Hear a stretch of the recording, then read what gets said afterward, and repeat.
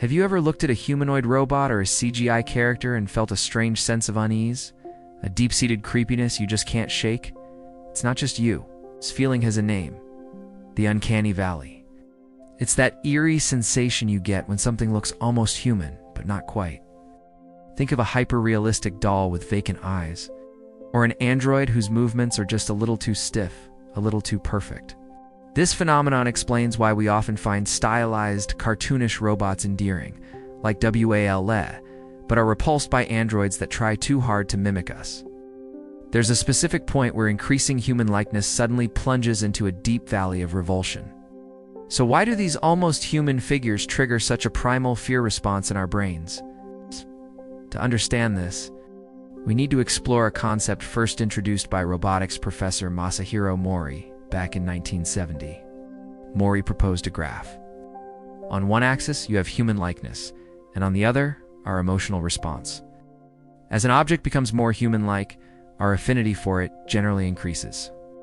A simple industrial robot arm doesn't bother us. A toy robot might even be cute, so we move along the curve, we get to something like a friendly, stylized cartoon character, and our positive feelings peak. But then, as the realism gets even higher, the graph takes a sudden, sharp dip. This is the Uncanny Valley. This is where you find the CGI characters that look almost real, the androids with synthetic skin, and even zombies from horror movies. They are so close to being human that the small imperfections become glaringly obvious and deeply unsettling. If the object's human likeness continues to increase and becomes virtually indistinguishable from a healthy living person, our emotional response climbs back up out of the valley. We would feel perfectly fine interacting with a truly perfect android replica of a human. But it's that treacherous dip in the middle, that zone of almost, that fascinates and frightens us. The reason for this response is likely buried deep within our evolutionary psychology. Our brains are hardwired for survival, and a key part of that is pattern recognition, especially when it comes to identifying other humans.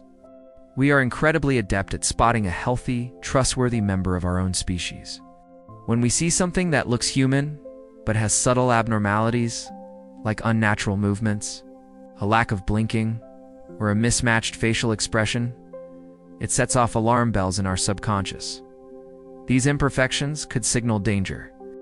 Throughout history, subtle deviations from the human norm could indicate illness, disease, or even death. Our ancestors who instinctively avoided individuals showing these signs were more likely to survive and pass on their genes. This is often called the pathogen avoidance theory, an entity that looks almost human but has a waxy complexion or jerky. Movements might subconsciously register in our brains as a corpse or someone carrying a contagious disease. Our revulsion is a self-preservation instinct kicking in. Another evolutionary reason is related to mate selection. We're programmed to seek healthy and viable partners to ensure the continuation of our species. The almost human figure, with its subtle flaws, represents a poor or non-viable mate. Our brains might be rejecting it on a fundamental level, flagging it as unhealthy or genetically unfit. This isn't a conscious thought, but a deep, instinctual reaction to protect the gene pool. This is why zombies are such a potent horror trope. They are the ultimate uncanny valley inhabitant. They look human, but they are walking paradoxes, animated corpses that subvert our every expectation of what a human being should be. Their jerky, unnatural gait, blank stares, and decaying features are all powerful triggers. They are a perversion of the human form, representing both death and a contagious threat. Hitting two of our deepest evolutionary fears at once, androids in science fiction often play on the same fears. Think of the synthetic humans whose true nature is revealed by a glitch in their expression or a mechanical stutter in their speech.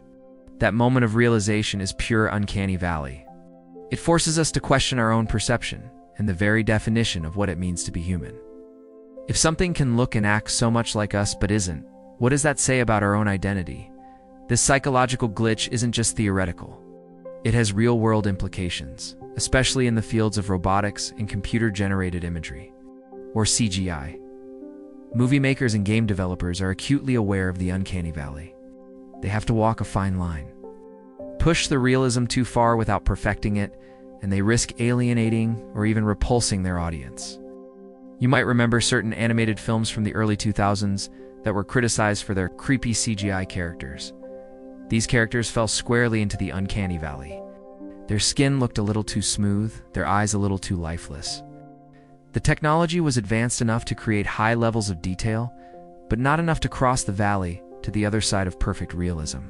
To avoid this, many creators deliberately choose stylization. They create characters that are clearly not human, but possess relatable human emotions and expressions. This allows us to connect with them without our internal danger alarms going off. It's a safer bet to have a lovable, talking animal or a stylized human character than to risk a photorealistic one that just feels off. The animators for successful films are masters at manipulating our emotional responses by carefully positioning their characters on Maury's curve. In robotics, engineers face the same challenge.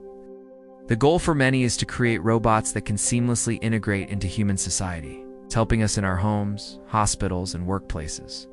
But if these robots are creepy, people won't accept them. This has led to two main approaches in robot design. One is to avoid the human form altogether, creating functional, machine-like robots that are useful without trying to be our friends.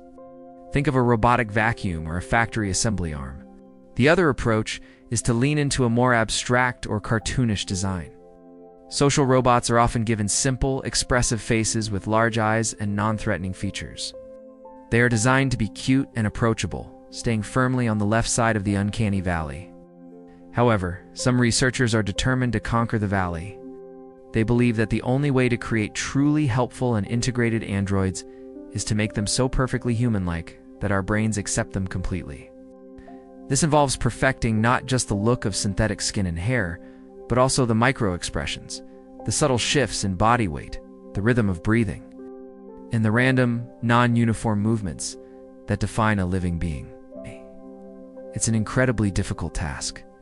The closer you get to the human form, the more sensitive we become to any tiny error. A small mistake in a cartoon character is charming. The same mistake in a photorealistic android is terrifying. The Uncanny Valley also raises fascinating philosophical questions. What happens when a machine becomes so realistic that we can't tell it apart from a human? How does that change our interactions, our relationships, and our sense of self?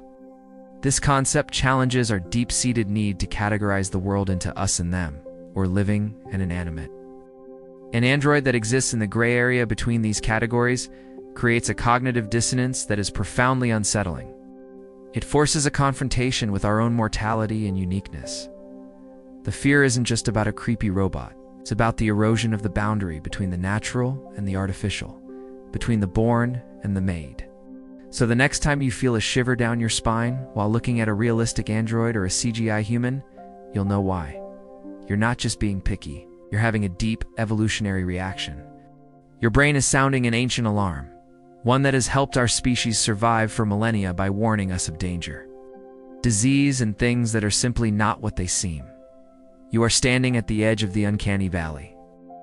Did this exploration of our primal fears pique your interest? There's a universe of fascinating psychological phenomena just like this one. To dive deeper into the mysteries of the human mind and the world around us, make sure to subscribe to Curiosity Repo.